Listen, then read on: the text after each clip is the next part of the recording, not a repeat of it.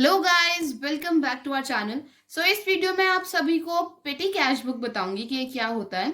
And mind this is very important from the point of view of your viva, क्योंकि इसमें से एक numerical question आपके paper में आना इट्स क्वाइट इम्पॉसिबल, क्योंकि बहुत सारे ऐसे चैप्टर्स हैं जो बहुत इक्वल अच्छी वेटेज रखते हैं आपके एग्जाम के लिए। क्योंकि बच्चे इसको बहुत कम पढ़ते हैं तो ज्यादातर चांसेस होते हैं कि वाइवा में आपसे इसी टॉपिक से रिलेटेड क्वेश्चन पूछे जाएं। सो लेट्स गेट स्टार्ट। सबसे पहले आपको पता होना चाहिए कि ये पेटी कैश बुक क्या होता है। इसमें हम क्यों बना रहे हैं और क्या रिकॉर्ड करते हैं। So petty cash book is the book in which we record expenses of small amount. जो हमारे छोटे मोटे खर्चे हैं जो ज्यादा बड़ी अमाउंट के नहीं है, हम वो इसमें इंक्लूड करते हैं।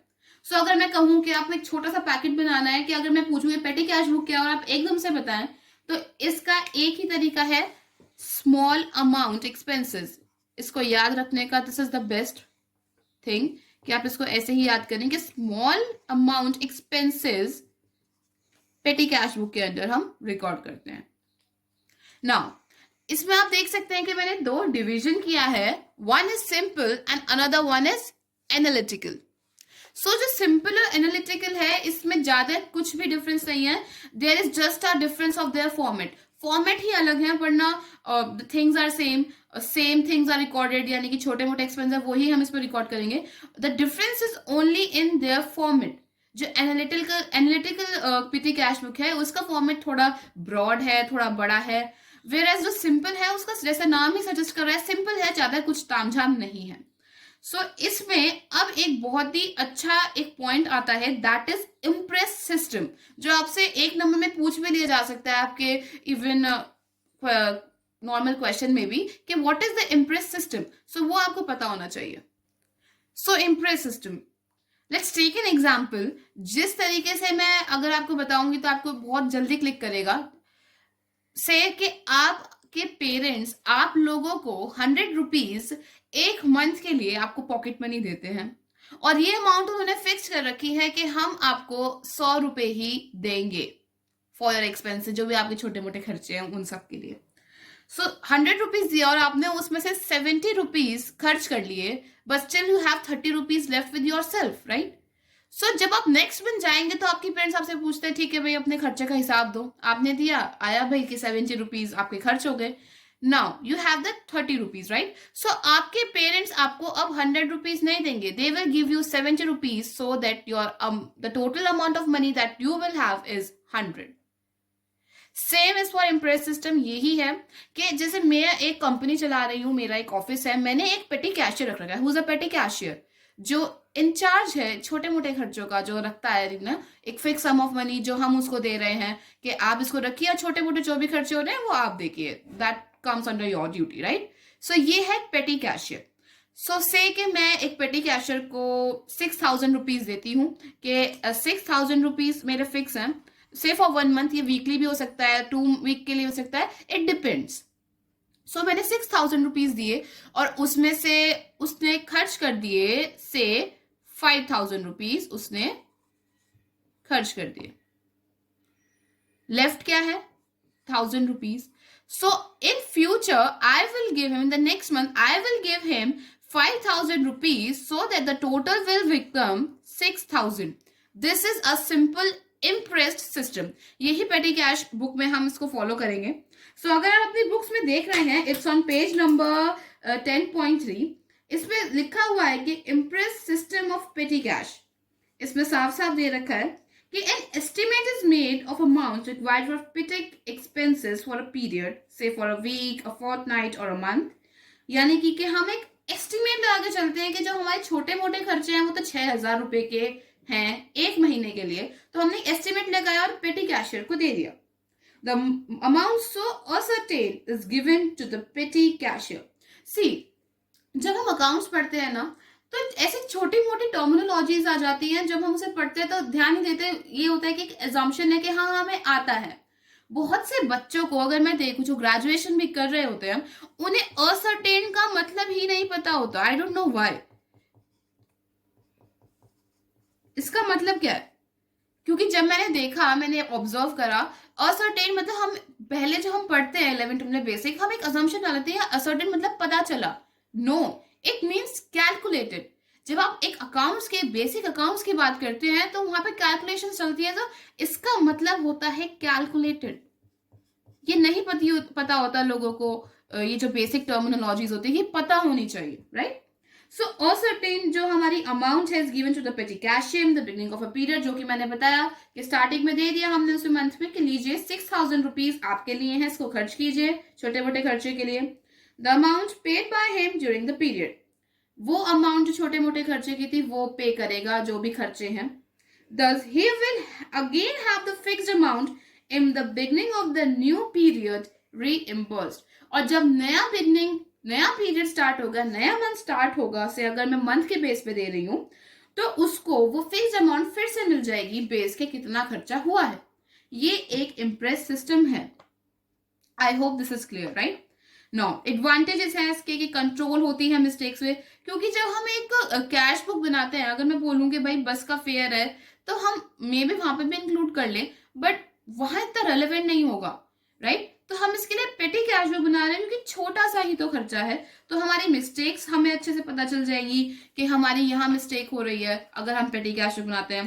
कंट्रोल ओवर पेटी एक्सपेंसेस, जब हम एक पेटी कैश बुक अलग से बनाएंगे तो हमें पता चल जाएगा कि ये हमारे छोटे मोटे खर्चे हैं, और ये हम उस पर कंट्रोल भी कर सकते हैं कि दिस खर्चा इज इररेलेवेंट है, ये हमारा खर्चा, तो हम कंट्रोल कर सकते हैं, हम एक डिसीजन ले सकते हैं कि किस तरीके से हम ना करें ये खर्चा, राइट। कंट्रोल ओवर फ्रॉड्स पे भी हम इस पर कंट्रोल कर, तो फ्रॉड पे किस तरीके से कंट्रोल कर सकते हैं। स्टार्टिंग में ही एक हमने उसको फिक्स्ड अमाउंट, हमने जो एस्टिमेट अब तक देखे और या फिर एस्टिमेट लगाया है, स्टार्टिंग में ही हमने उसको पैसा दे दिया है, उसके बाद जो हमारा पैसा है उसी के हिसाब से हम फिक्स रख रहे हैं, तो एक तरीके से फ्रॉड पे भी इस पे कंट्रोल आ रहा है। Now if I talk about the two type of cash books, मैंने पहले बता दिया था सिंपल और एनालिटिकल, इसमें से फॉर्मेट का डिफरेंस है।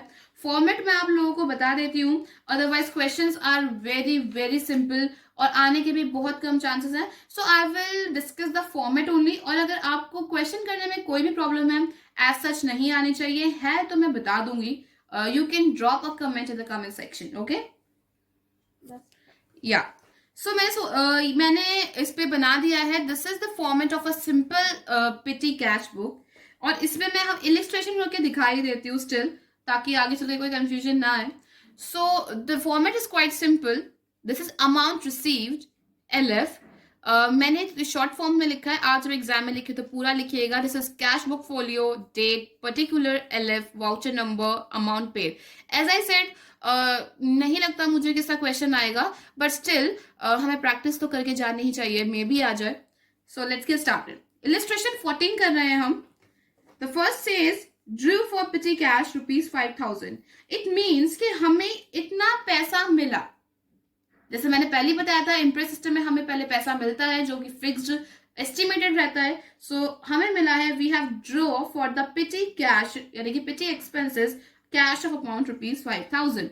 तो पर्टिकुलर में हम डालेंगे क्या, जब हमारे पास कैश आता है टू बैंक, क्योंकि अगर हम देखें जब हम एक कैश बुक बना रहे थे तो वो डेबिट साइड रिकॉर्ड होता है जब कैश आता है। रूल वही है, जब कैश आता है तो डेबिट, जाता है तो क्रेडिट, और उसी हिसाब से हम इसमें टू और बाय लगा रहे हैं। अगर आपको नहीं याद आ रहा है so please go and check it out, वरना लिंक कीजिए प्लीज, क्योंकि जब हम नॉर्मल अकाउंट बनाते थे तो उधर जो भी डेबिट साइड है वहाँ टू लिखते हैं और क्रेडिट साइड में बाय लिखते हैं। तो टू बैंक अकाउंट आ गया है यहाँ पे, कितना आया है हमारे पास, कितना रिसीव हुआ है हमें, 5,000। And what is the date, is 1st April, right? Okay, cool. Now the second point says that we have paid for the postage. How much? ₹300. So क्या करेंगे हम, यहाँ लिखेंगे by postage. Date is 3rd April, by postage. Amount paid की side आएगा, how much? It is 300. 300 डाल देंगे। Now the next point says paid telephone bill ₹400 plus CGST SGST at the rate 6% each. तो पहले हम क्या लिखेंगे, by telephone expenses या by telephone bill paid, by telephone expenses, how much? It is 400. Now the CGST and SGST is at the rate 6% each. So by CGST कितना है 6%, किसका 6%, 400 का 6%, it would be 24. By SGST, it will also be 24. Okay. Now paid cartage, again by cartage. How much? It is 140 rupees. Okay. Now paid postage, again postage pay हो रहा है by postage. It is 200.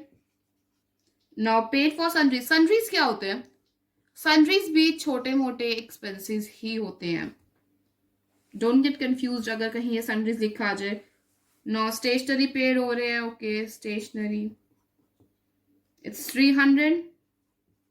CGST, SGST by CGST 300 का 6%, it would be 18 rupees, and SGST भी 18 rupees. Okay, now अब हमें क्या करना होता था? अब हमें बैलेंस निकालना होता था, तो अब हम बैलेंस निकालेंगे. तो किस तरीके से? Now अब जब हमने बैलेंसिंग करा तो हमने इस साइड का टोटल करा 5000 है, 5000 यहाँ लिख देंगे. और ऐसा भी हो सकता है कि इससे ज्यादा हमारे खर्चे हुए हैं, हमारा एस्टिमेशन गलत हुआ हो, लेकिन क्वेश्चन के हिसाब से इधर जो हमारी डेबिट साइड एक तरीके से ये ज्यादा है, सो हमने यहाँ पे इसलिए ये लिख दिया है. आप पहले चेक कीजिएगा, फिर लिखिएगा कि कौन सी साइड का ज्यादा है. अब ये जितने भी एक्सपेंसेस हैं इनका टोटल करके आप जब 5000 में से माइनस करेंगे, डिडक्ट करेंगे, तो आंसर आएगा 3476. और ये एक बहुत ही नॉर्मल सी बात है. जब हमने क्वेश्चन पढ़ा तो हमें पता चल गया कि मंथली बेसिस पे ये सब हो रहा है, जो हमें पैसा मिल रहा है. सो ये जो हमने बैलेंसिंग करेंगे कब करेंगे? We will done it on 30th April, right?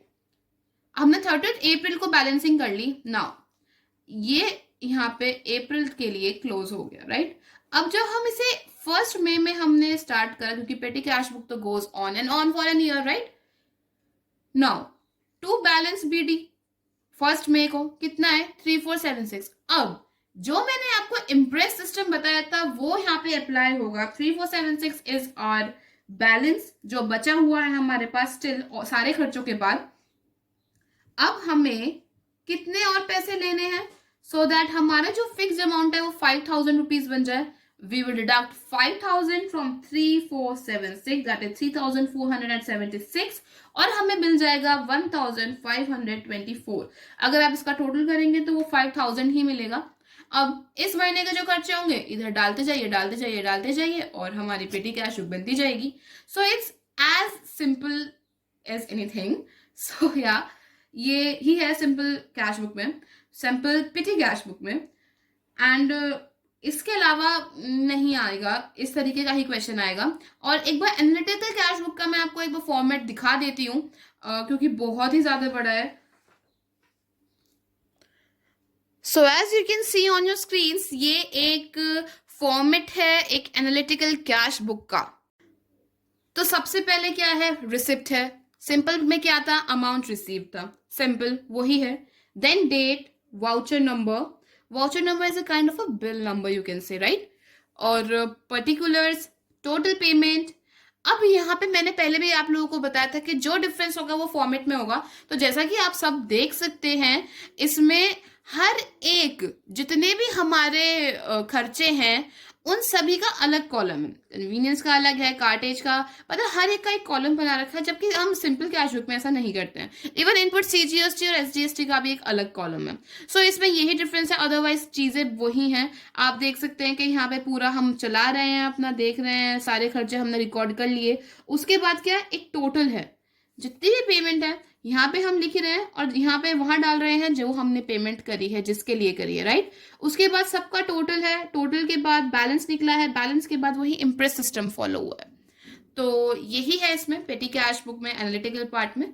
Now if you have any problem, any query, आप मुझसे आसानी से पूछ सकते हैं, मैं उसका आंसर आपको जरूर बताऊंगी. And if you like it, don't forget to subscribe the channel. So see you in the next video. Thank you.